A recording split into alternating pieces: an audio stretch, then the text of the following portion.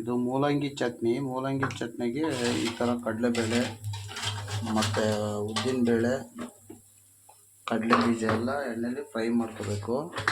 Fry ಮಾಡ್ಕೊಂಬಿಟ್ಟು ಮೂಲಂಗಿನ chutney ಮಾಡೋಕ್ಕೆ ಹಾಕ್ತಾರದು. ಮೆಣಸಿನ್ಕಾಯಿ, ಬೆಳ್ಳುಳ್ಳಿ ಎಲ್ಲ ಚೆನ್ನಾಗಿ ಫ್ರೈ ಮಾಡಬೇಕು. ಫ್ರೈ ಮಾಡಿಬಿಟ್ಟು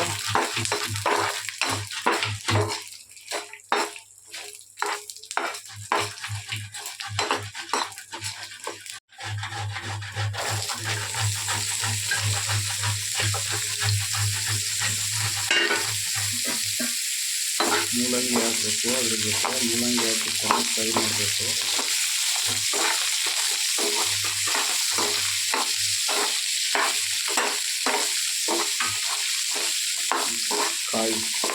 ತೆಂಗಿನಕಾಯಿ ಹಾಕಬೇಕು. ಅದು ಎಣ್ಣೆ ಫ್ರೈ ಮಾಡಬೇಕು.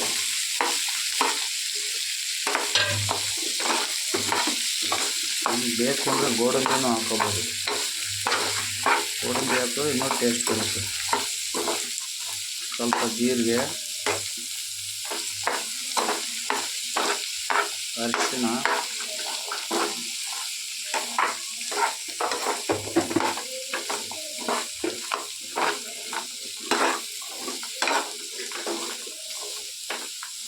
ಸ್ವಲ್ಪ ಕಲ್ಲುಪ್ಪು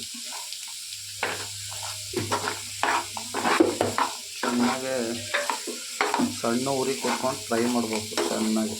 ಸ್ವಲ್ಪ ಹುಣಸೆ ಹಣ್ಣು,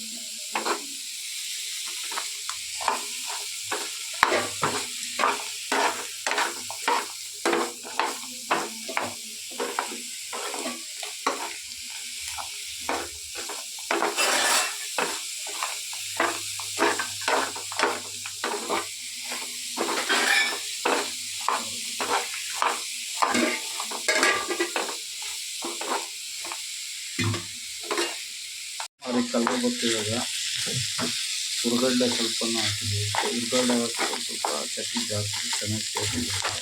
ಕೊತ್ತಂಬರಿ ಸೊಪ್ಪು ಹಾಕಬೇಕು. ಕೊತ್ತಂಬರಿ ಸೊಪ್ಪು ನೆಕ್ಸ್ಟ್ ಇದು ತಣ್ಣಗಾದ್ಮೇಲೆ ಬಿಸಿ ಎಲ್ಲ ಕಮ್ಮಿ ಆದಮೇಲೆ ಮಿಕ್ಸಿಗೆ ಹಾಕ್ಬಿಟ್ಟು ಆರಿಸ್ಬಿಟ್ಟು ಅದೆಲ್ಲ ಸಣ್ಣ ನೈಸಕ್ಕೆ ಆಡಿಸ್ಬಿಟ್ಟು ನೆಕ್ಸ್ಟು ಒಂದು ಇಟ್ಟು ಹಾಕ್ಬಿಟ್ಟು ಎಣ್ಣೆ ಬಿಟ್ಬಿಟ್ಟು ಸಾಸಿವೆ ಕರಿಬೇವು ಹಾಕ್ಬಿಟ್ಟು ಒಗ್ಗರಣೆ ಕೊಡೋದು. ತುಂಬ ಟೇಸ್ಟಾಗಿರುತ್ತೆ. ಟ್ರೈ ಮಾಡಿ ಚಪಾತಿ ಜೊತೆ, ರೊಟ್ಟಿ ಜೊತೆ. ಚಟ್ನಿ ರೆಡಿ. ಕರಿಬೇವು,